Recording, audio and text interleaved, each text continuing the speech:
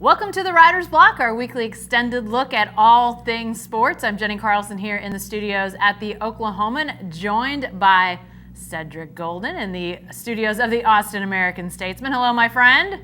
What's up, Jen? Hey, it is almost August, and that means it's almost football. So our lead segment, we got to talk about football being back, Cedric. I don't know about you, practices have started or they're getting ready to start pretty much at all levels.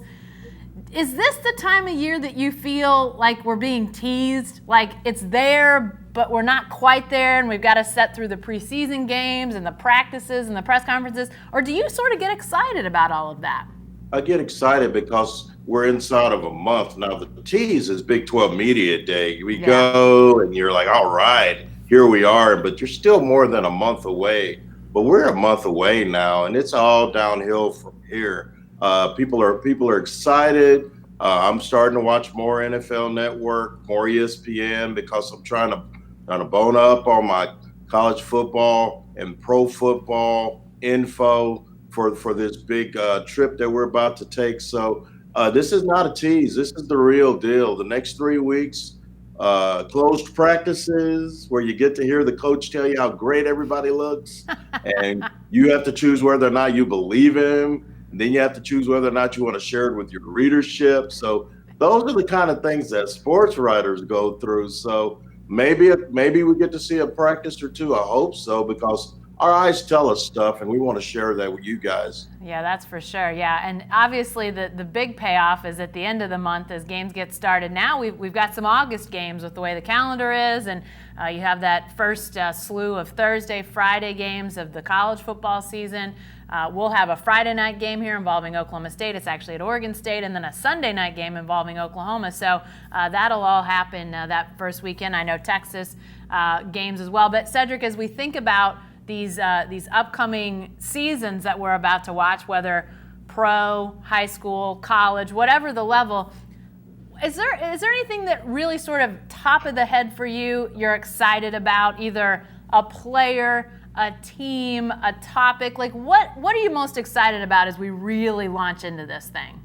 The one thing I'm most excited about is Big 12. I mean, that pays our bills. That's where we make our money as newspapers, as journalists, and that's the most fun for us, is when we get to see each other on the road at these games, Texas OU, Texas Oklahoma State, those kind of games. And that's the fun part, is watching the teams. We know who the good players are, but there's always one or two guys you're like, who's that guy? Yeah. Where did he come from? And with the new redshirt rule, we'll get a chance to see a lot of new faces this year, because coaches are just as interested as we are in seeing who the step-up guys are going to be. So to me, that is probably the most fun thing, along with the camaraderie, seeing our colleagues like yourself. Yeah, that is a good side benefit. And you talk about guys coming out of the woodwork, and I want to hear who you think might come out of the woodwork down in your neck of the woods. But a guy that we've been hearing a lot about, and he may not be a known name beyond sort of our little area here in Oklahoma City, Oklahoma, but Jordan McCray is a guy that transferred into Oklahoma State, a wide receiver from South Alabama, small major college program, a senior, a wide receiver, a grad transfer. When he landed in Stillwater, I think everybody thought, oh, that's nice. They gave a scholarship to a wide receiver because they had all these other wide receivers.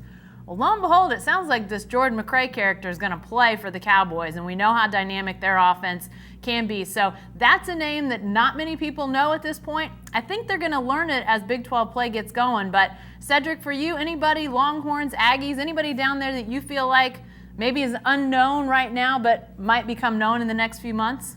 Oh, yeah. Texas has a freshman running back by the name of Jordan Whittington, 6'1", 210-pound running back who can catch the football. He's from a 3A school called Cuero, Cuero Gobblers, and he scored 6 touchdowns in the Class 3A state championship game that was played at Jerry World. And he is a monstrous talent who's already getting raves from the coaches and teammates in practices, and no stranger to the big stage, as evidenced by what he did in the state title game. And along with Keontae Ingram in that backfield, I think they're going to do a lot to take a lot of pressure off of Sam Ehlinger, who's got the weight of expectations on his shoulders after that Sugar Bowl performance. Yeah, Texas running backs always seeming to make headway, but a couple Jordans that we threw out there, I don't know if there's any significance in that. But as I think about the NFL season, obviously their camps have already gotten underway, a lot going on there, but I'm really interested about these Big 12 quarterbacks. We see Pat Mahomes coming back after his MVP season, Baker Mayfield taking over a Browns team that has everybody buzzing after their offseason.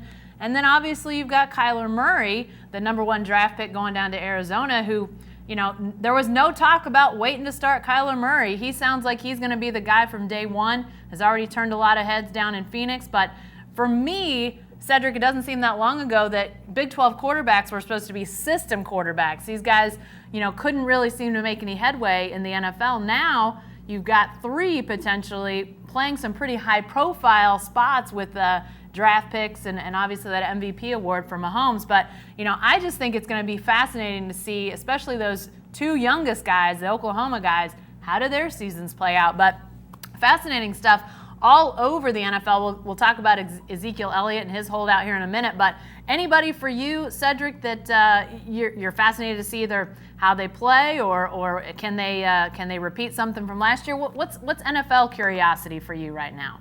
My biggest curiosity, and I know I'm going outside our region, is the Pittsburgh Steelers. How on God's green earth are you talking about winning a championship without Le'Veon Bell and Antonio Brown? Mm-hmm. I know it was a dysfunctional locker room. I know it was toxic between Antonio Brown and Big Ben Roethlisberger.